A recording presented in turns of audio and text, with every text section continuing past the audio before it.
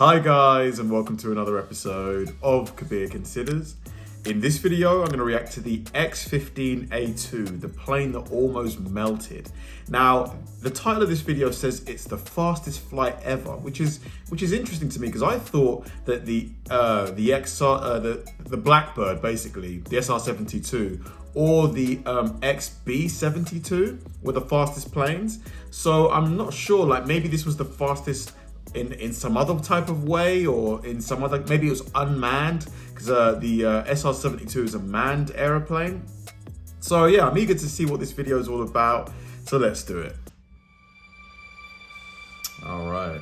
Dropped from midair from beneath the wings of a B-52 mothership, the X-15 A-2 ignited its powerful rocket engine and streaked into the upper atmosphere. Previous burns only lasted 90 seconds, but on this flight, October 3, 1967, the aircraft was equipped with special tanks that would allow the rocket to stay lit for an additional 51 seconds. Wow. The additional burst of thrust sent the X-15 A-2 hurtling through the sky to reach a speed of Mach 6.7. Jeez. That's got to be like, because Mach 1 is like 700 and something miles an hour, so that's like 4,500 miles an hour, I think. The engine burned out, alarms sounded, and the plane was buffeted by shockwaves. Oh my god. Aerodynamic heat melted an attachment pylon and tore away a dummy scramjet that was being tested on the aircraft. It was the fastest speed at which a piloted flight had ever flown. Crazy. And with the mission having come perilously close to disaster, the record has not been challenged to this day.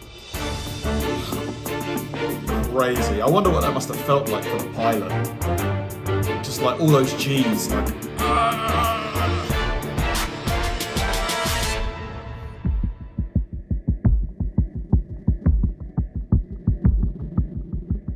Very cool. The X-15 was a rocket-powered aircraft operated by the U.S. Air Force and NASA as part of the X-plane series of experimental aircraft.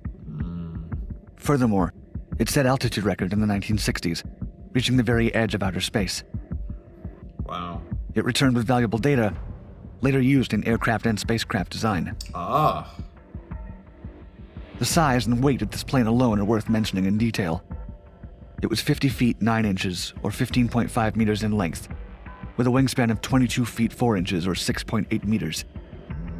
It stood at 13.5 feet, or 4.1 meters in height.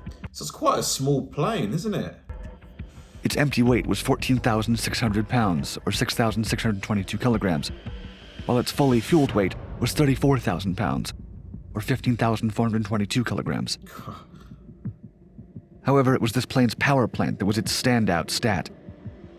It had a Thiokol XLR-99 liquid fuel rocket engine capable of developing 57,850 pounds, or 257.3 kilonewtons of thrust. That's a lot of power. For comparison, that's more than 3 times the thrust of a standard Boeing 737. Crazy. A tremendous amount of power. Especially considering the small size of it as well. The power to size or power to weight ratio is tremendous. The X-15 was designed with a rocket engine fueled by liquid oxygen and ammonia so that it could achieve hypersonic speed. The levels of thrust needed to attain such high speeds meant that the plane was anything but fuel efficient. Its engine could guzzle roughly 15,000 pounds, or 6,800 kilograms of fuel in just 80 seconds. What? That's insane. Imagine your car guzzled that much gas. You'd be broke so fast. In 1967, the U.S. military was still financing the military-industrial complex that had dominated the U.S. economy since World War II. Even in the peaceful period that went on for 25 years, immediately after the end of the war, the U.S. was still spending roughly $328 billion per year on its military, adjusted for inflation. That's considerably less than the nearly $700 billion that the Pentagon got for its 2018 budget, but it was an astonishing 9% of the U.S. GDP in 1967.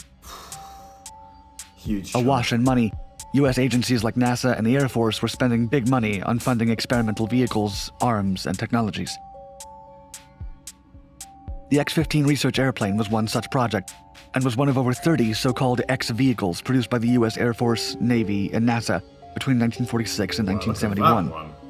So one of the ongoing obsessions of military strategists and designers was to build machines capable of record altitudes and hypersonic speeds.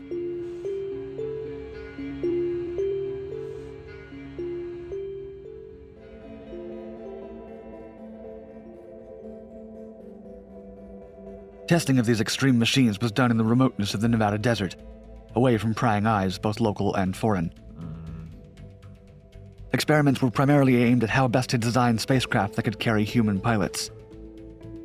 It's no coincidence that the first man who would later walk on the moon in July 1969, Neil Armstrong, had trained for his Apollo 11 mission by flying the X-15. Ah, that's a cool piece of trivia. Dozens of tests were conducted at increasingly ambitious speeds, but the Air Force wanted to test the X-15 at its absolute speed limit.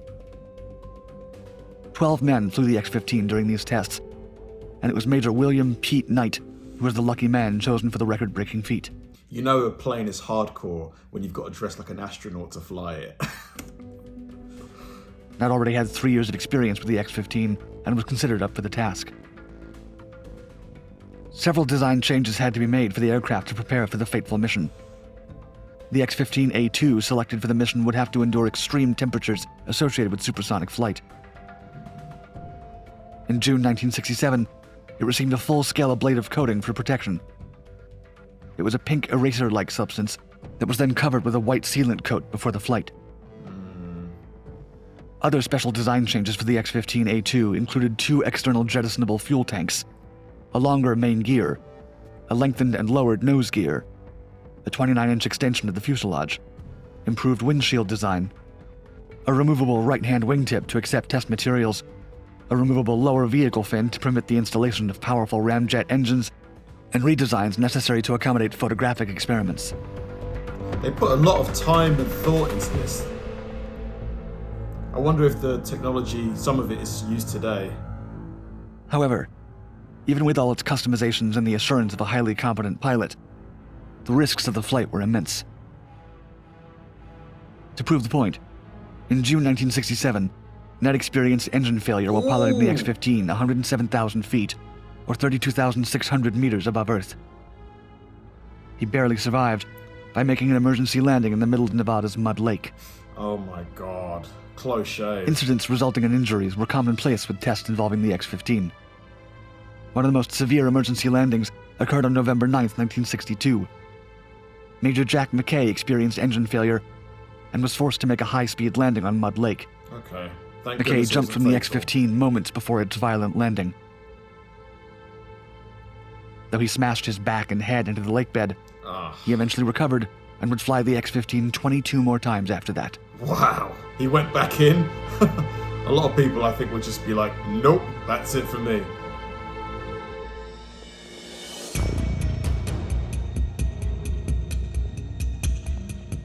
On October 3rd, 1967, Major Knight was able to get the rocket-powered X-15 A-2 up to a speed of 4,520 miles, or 7,275 kilometers per hour, which equates to Mach 6.7, over 6 times the speed of sound.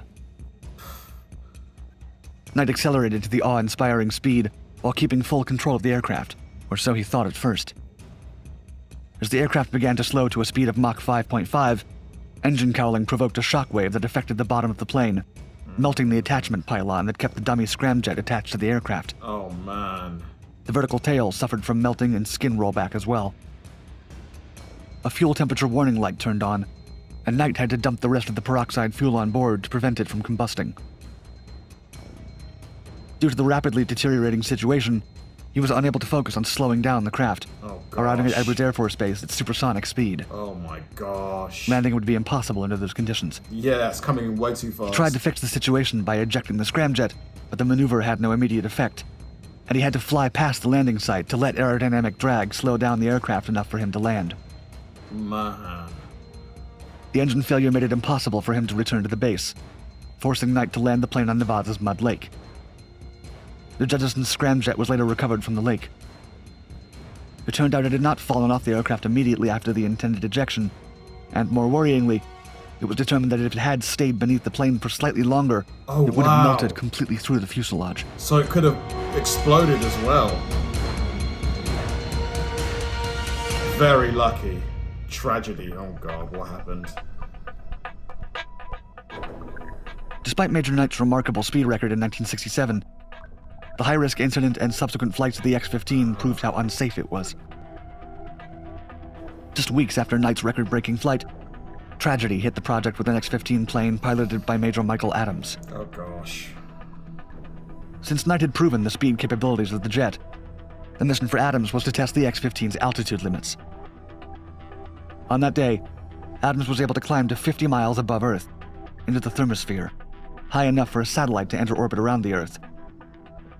Reaching this threshold was so significant that the Air Force awarded astronaut wings to pilots that achieved such heights. However, as Adams tried to descend after being so high up, the electronics of the X-15's guidance and reaction controls malfunctioned, causing Adams to lose control of the plane. Eject! The aircraft spun at hypersonic speeds as it plunged to the ground below.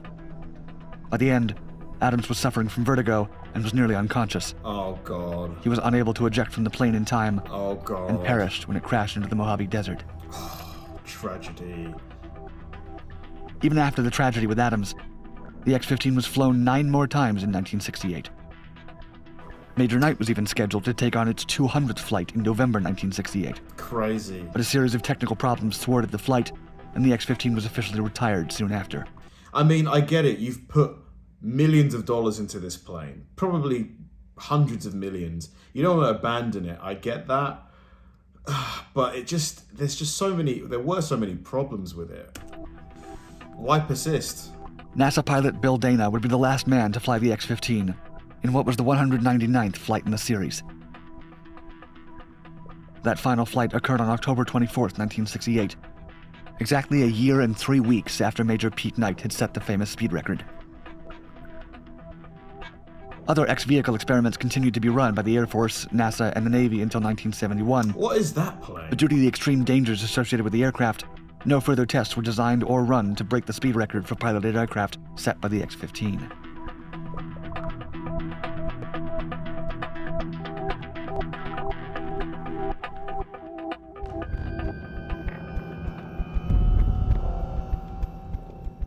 The piloted speed record has stood uncontested for over 50 years. The drive to break speed records waned within NASA and the Air Force by the time the Apollo program proved successful in the late 1960s. It's logical to assume that the success of the Apollo program meant that U.S. agencies simply lost the need to test the upper boundaries and sheer limits of piloted flights. The paradigm also shifted away from flying faster and higher at any cost, to give way for the safety, security, longevity, and durability of vehicles intended for space exploration. Simply put, incredible feats of speed were no longer a goal. Priority shifted. And now we've got unmanned aircraft and drones, so we don't even need manned fast planes anymore. Drones are going to take over. This paradigm shift to a more cautionary, risk-averse approach is evident in NASA's current aircraft research programs. One example of this is NASA's fact sheet regarding its Prototype Technology Evaluation and Research Aircraft, or TERA, which explains how all prototype testing these days must be conducted in a laboratory. The TERA fact sheet states that, quote, "The ability to alter TERA's configuration allows cost-effective testing of unconventional designs that might otherwise be too dangerous or expensive to test with a full-scale crewed aircraft." The approach today is clear. Testing of new innovations with human test pilots is simply too costly and risky. In fact, reaching the X-15 piloted speed record wouldn't be possible today, given the level of risk involved. Now the emphasis regarding speed lies on unmanned machinery such as military drones, currently being developed by the air forces of the United States, China, and Russia. I have to say, that is an ugly-looking plane. I mean, I think it's to do with all of these weird curves, which I'm sure are the drones' like brain and things like that. But I mean, doesn't it look weird? Not to mention the development of hypersonic missiles that can travel at more than 3,000 miles per hour. Who needs human pilots when drones and missiles can do the work at those speeds without risking lives on the launching side? Good point. Very good point. It's just the way we're heading.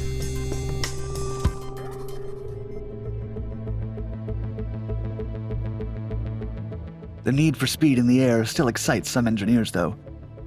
In 2005, the X-43A jet reached a phenomenal speed of 7,310 miles per hour, 2,791 miles faster than the 1967 record set by the X-15. Although the 2005 record was set for what is known as the airspeed record, that aircraft was unmanned. Major William Knight's achievement on that October day of 1967 thus remains the benchmark for the fastest any person has ever flown in a jet.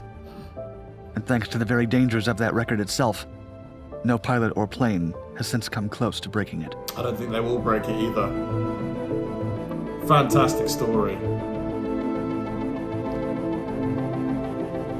Wow. Fantastic story. That story was phenomenal. Rest in peace to Major Knight, who passed away. A really interesting story.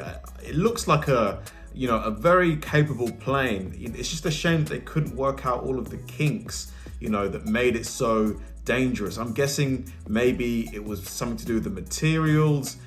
Perhaps if they had used a material that was a bit more robust, a bit more heat resistant, it would have kept some of the heat out of the electronics. Because the major who passed away, he had part of his electronics failed. So maybe if heat hadn't been allowed to be absorbed into it, I'm not sure. It's just speculation at this point.